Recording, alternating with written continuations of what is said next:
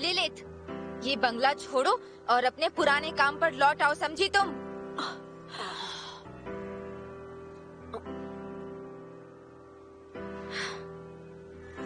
मैं अपने सारे काम छोड़कर सिर्फ तुम्हें लेने के लिए यहाँ पर आई हूँ। तुम्हें दोबारा देखकर अच्छा लगा।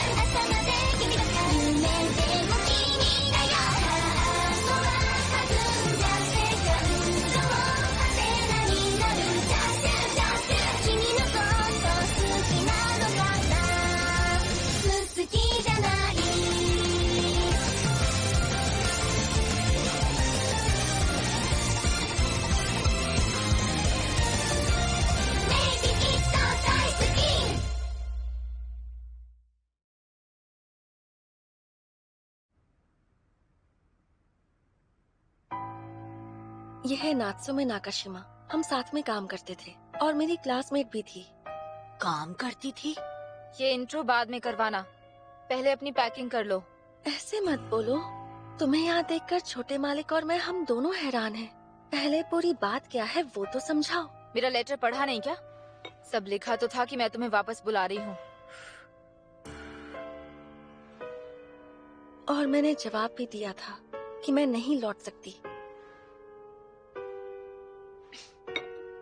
मैं वो सब कुछ नहीं जानती। ये बच्चा तुम्हारा मालिक है, इसके पास तुम्हें देने के लिए पैसे कहाँ होंगे? पहले तो मैंने सिर्फ अफवाह सुनी थी, लेकिन अब मुझे सब कुछ साफ साफ दिखाई दे रहा है। यहाँ रहने का कोई मतलब नहीं है। इस बंगले में पैसे नहीं, सिर्फ परेशानियाँ हैं। देखो लिलिथ, मेरे साथ वापस चलो। बिल्कुल नहीं। तुम भूल गई इस बंगले का मालिक मैं हूँ और लिलिथ मेरी फैमिली मेंबर है।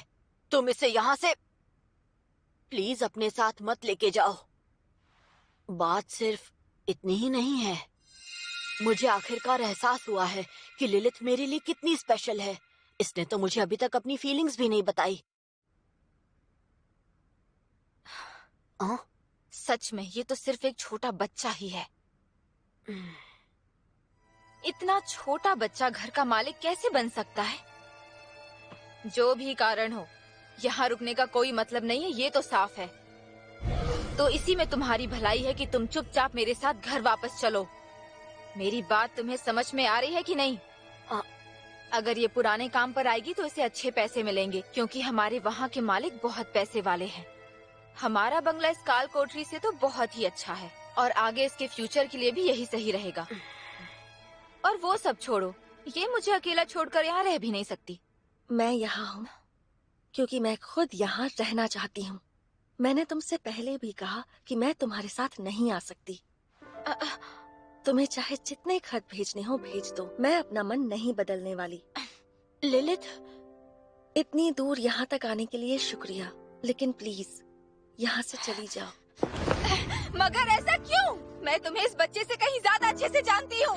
जब से तुम गई हो तुम्हारे बारे में सोच रही हूँ। तुम्हारी परवाह इसलिए तुम्हें खत लिखा था। मुझे समझ नहीं आ रहा है तुम मेरे सामने इस छोटे बच्चे को क्यों चुन रही हो?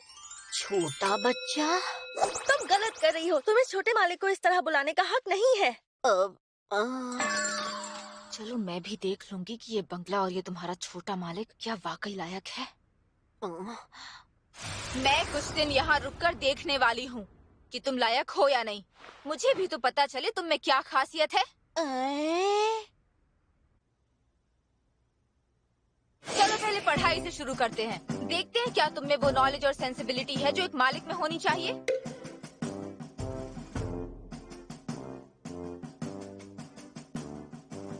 चलो बताओ, थ्योरी ऑफ रिलेटिविटी क्या है?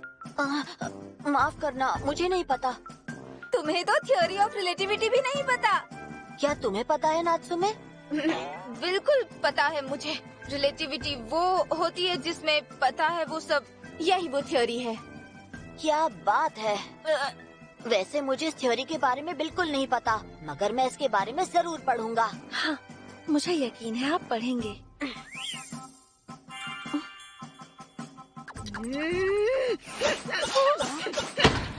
पढ़ लोगे और पढ़ाकू हो, इसका ये मतलब नहीं कि तुम इसके मालिक बनने के लायक हो। सबसे जरूरी और अहम चीज है ढेर सारा पैसा। पैसा? हाँ बिल्कुल। है तुम्हारे पास? मेरे पास पैसे तो नहीं है। उम्मीद करना ही बेकार है। मालिक की जिम्मेदारी है अपने नौकरों के लिए पैसे मैनेज करना। क्या मैनेज? ये देखो, मैं हर महीने इस पिगी बैंक में पैसे जमा करता हूँ। ये तो सिर्फ चिल्लर है। हाँ, पता है ये अभी काफी नहीं है, मगर मुझे उम्मीद है कि मैं लिलित के लिए एक दिन एक बढ़िया तोहफा खरीद पाऊंगा। छोटे मालिक, पैसे तो मेरे पास भी हैं, लेकिन मुझे याद है तुम्हें शॉपिंग करना बहुत पसंद है। मैं हमेशा तुम्हारे साथ शॉपिंग पर जाया करती थी। हाँ, मुझे खुद पर पैसे खर्च करने की आदत है, पर तुम क्या समझोगी इस बात को? नात्सुमे, क्या तुम ठीक हो? कांच के टुकड़े हर तरफ बिखरे हैं। पीछे रहो वरना चोट लग जाएगी। मैं जाकर झाड़ू लेकर आती हूँ। शुक्रिया लिलित। तुम्हें चोट तो नहीं लगी ना? नहीं। ये तो अच्छी बात है। तुम्हें हो क्या गया है? मैंने तुम्हारी इतनी कीमती चीज तोड़ी है और तुम फिर भी इतनी शांति से बात कैसे कर रहे हो? किसी को चोट ना लगी हो ये तो अच्छी बात हुई ना। आखिर मैंने इसमें गलत क्या कहा? लेकिन मैं वो, और वैसे भी तुम लिलित से मिलने आई हो, तुम उसकी मेहमान हो तो मेरी भी मेहमान हुई ना। मुझे तो लग रहा है कि तुम मुझे बेवकूफ बना रहे हो। बेवकूफ बना रहा हूँ? लिलित, ये लड़का तुम्हें अपनी चिकनी चुपड़ी बातों में फंसा रहा है। हाँ? तुम इसकी बातों में मत आना वरना फंस जाओगी। इस मालिक और इसके बंगले में जरूर कुछ गड़बड़ है। मैं बिल्कुल नहीं मानती कि ये तुम्हारा मालिक है। नात्सुमे, मेरे मालिक के बारे में उल्टा सीधा बोलना बंद करो। लिलित, मैं तो तुम्हारी परवाह करती हूँ, बस इसलिए कह रही थी। परवाह करती हो अच्छी बात है, मगर तुम जो कह रही हो वो गलत है। मैं इस घर में काम करती हूँ, इससे तुम्हें क्या दिक्कत है? जब हम एकेडमी में थे, तुम हर छोटी चीज के लिए मेरे पास आया करती थी। मैंने भी तुम्हें परेशान किया है और तुमने भी मेरे लिए काफी कुछ किया है। मुझे खुश होने की वजह दी है, जिसके लिए मैं तुम्हारी शुक्रगुजार हूँ। लेकिन मैं यहाँ अपनी मर्जी से हूँ नात्सुमे, और मैं यहीं रहना चाहती हूँ। मैं तो बस तुम्हारी खुशी चाहती हूँ लिलित।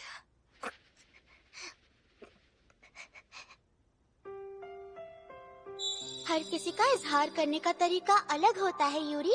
कुछ लोग जानबूझकर गुस्सैल बर्ताव करते हैं क्योंकि वो हर किसी से अपने प्यार का इजहार नहीं कर पाते।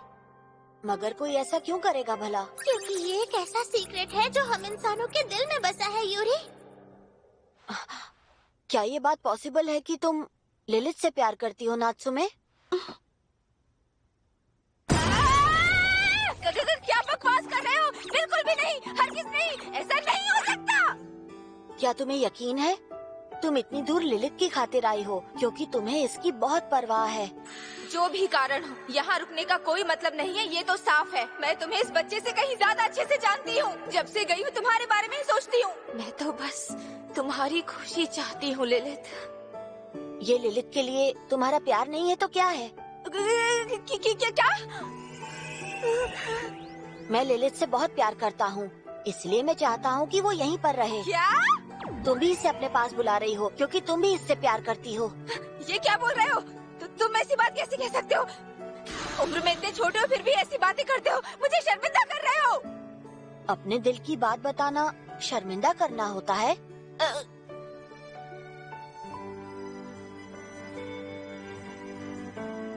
सामने वाले को पता लगे कि हम कैसा महसूस करते हैं तो शर्मिंदगी तो होगी ही ना। बड़े लोगों को ये सारी फीलिंग्स छिपानी पड़ती है। क्या तुम सच कह रही हो?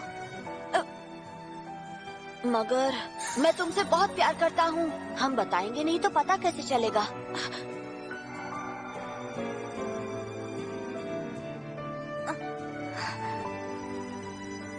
सही कहा तुमने।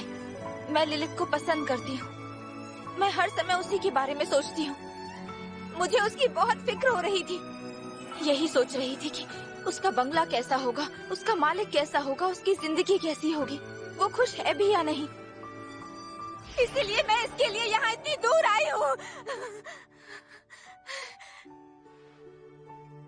नात्सुमे, मुझे माफ करना, मेरी वजह से तुम्हें परेशानी हुई, पर तुम्हारा बहुत बहुत शुक्रिया।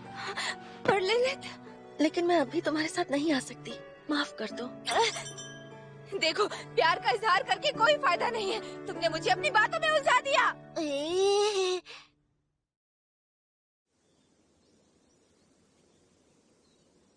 मैं जा रहा हूँ। संभल कर जाइएगा छोटे मालिक।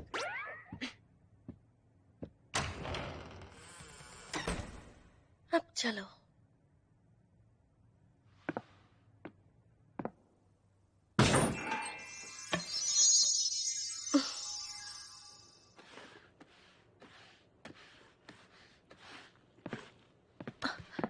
नात्सुमे, तुम यहाँ मेरी मेहमान हो, तुम्हें हेल्प करने की कोई जरूरत नहीं है।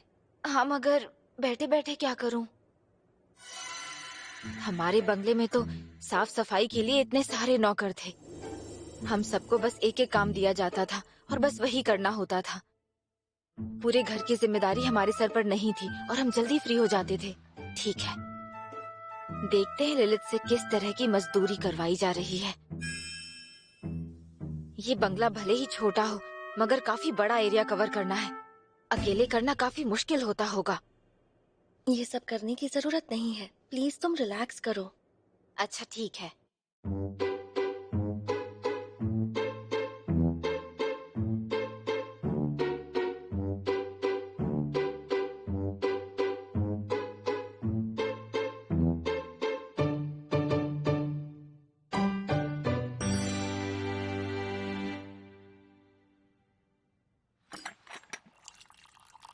मदद के लिए शुक्रिया।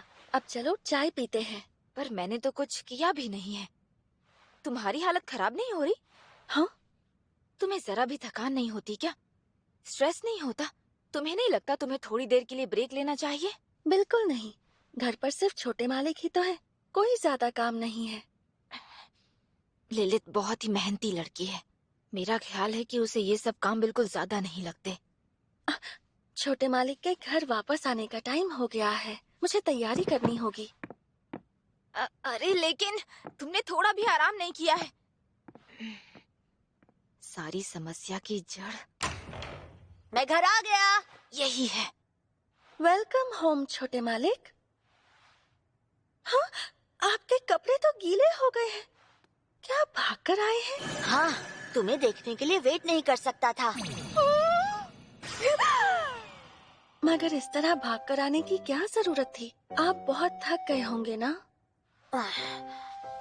बात यह है कि मैं पूरे दिन क्लास में तुम्हारे बारे में ही सोच रहा था कि घर की सफाई करके तुम थक गई होगी और इस समय तुम क्या कर रही होगी। इतना कुछ दिमाग में चल रहा था कि खुद को भागकर आने से मैं रोक नहीं पाया। मैं तुम्हें आज भी बहुत चाहता हूँ। ये लड़का फिर से ऐसी चिकनी चुपड़ी बातें करके लिलित को शर्मिंदा कर रहा है। कोई जवाब देना चाहे भी तो क्या देगा, खास तौर पर जब कोई लड़का उम्र में इतना छोटा हो।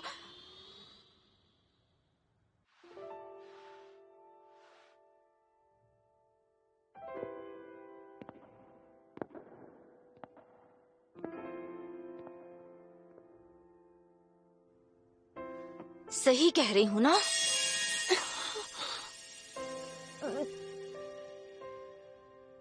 अगर आप ऐसे भागते हुए आएंगे और कहीं फिसल गए या आपको चोट लग गई तो प्लीज आराम से चलते हुए घर आना ताकि मैं फिर परेशान ना हूँ। तो ये बात है, ठीक है। कैसी हो तुम नात्सुमे? Welcome home. नात्सुमे, क्या हो गया? कुछ नहीं हुआ।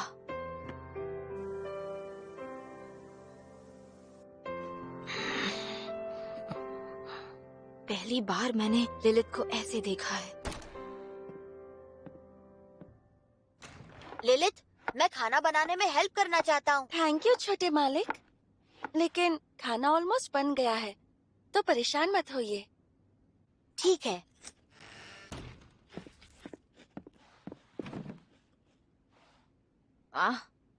एक बात बताओ नात्सुमे, क्या तुम सच में एक मेड हो? क्या? ये तुम क्यों पूछ रहे हो? तुम्हें देखता हूँ तो ऐसा बिल्कुल नहीं लगता कि तुम कोई मेड का काम कर सकती हो। तुम्हें ऐसा काम करते देखा भी नहीं।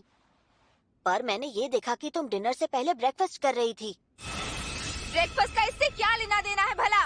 मेरे कपड़े नहीं दिख रहे हैं तुम्हें? मैं एक मेड हूँ, तुम्हें यकीन हो या ना हो। हो सकता है कि दिखाने के लिए पहने हो। आखिर तुम अपने आप को समझते क्या हो? रुको, मैं दिखाती हूँ तुम्हें, देखो अब।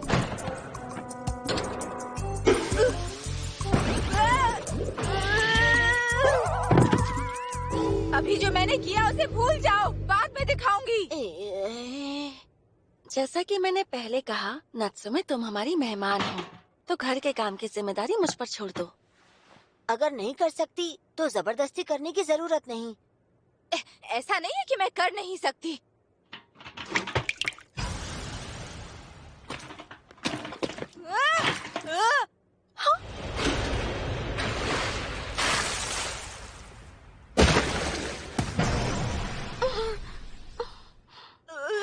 सॉरी लिलित, तुम ठीक तो हो ना? मैंने फिर से गड़बड़ कर दी। मैं इसे साफ करने के लिए कुछ लेकर आती हूँ। पुरानी यादें ताजा हो गई है ना नात्सुमे? क्या कहा? यादें? हाँ, ये हर बार काम करते वक्त गड़बड़ करती थी, हमेशा कुछ गिरा देती थी, ये काम बिगाड़ देती थी और मैं उसे ठीक करती थी।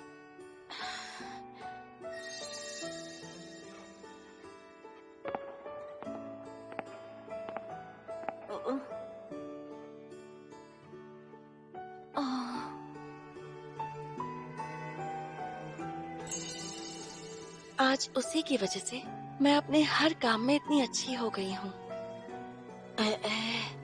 मुझे माफ करना, मुझे घर के काम करने नहीं आते। वो सब ठीक है, मगर तुम दोनों को जाकर पहले नहा लेना चाहिए। दोनों भीग चुकी हो। सही कह रहे हैं, मगर ये सफाई तो। ये बाद में सोचना। ऐसे गीली रहोगी तो बदबू आएगी। बीमार भी हो सकती हो। नात्सुमे, तुम मेरे साथ नहाना चाहोगी? मजाक कर रही हूँ। क्या? ऐसा मजाक कौन?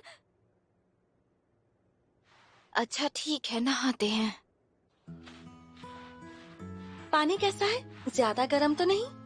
नहीं, ज्यादा गर्म नहीं है। नात्सुमे, आई एम सॉरी, मैंने आज तुमसे बहुत गुस्से में बात की थी।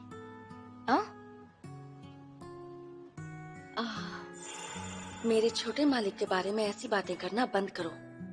नहीं, गलती मेरी थी, मुझे ऐसा नहीं कहना चाहिए था। सच कहूँ तो आज जब मैंने तुम्हें यहाँ देखा तो मुझे बहुत खुशी हुई। हाँ?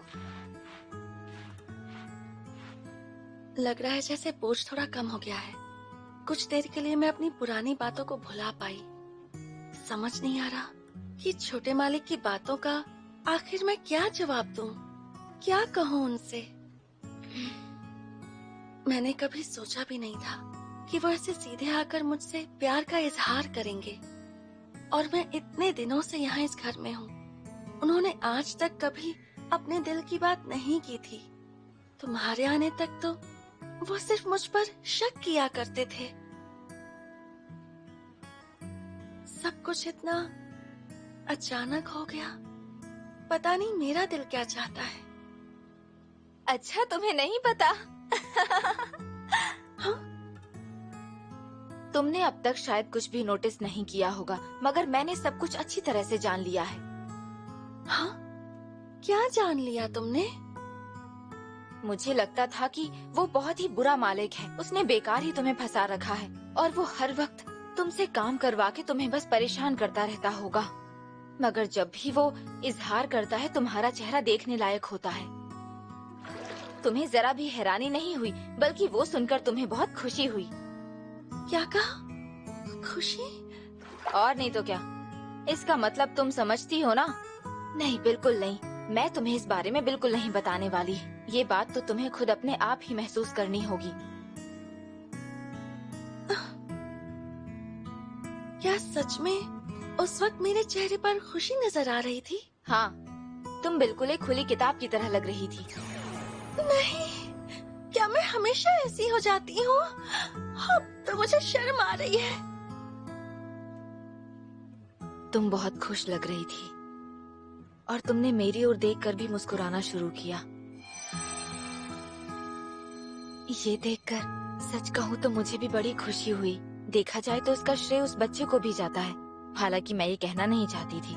बीमार भी हो सकती हो।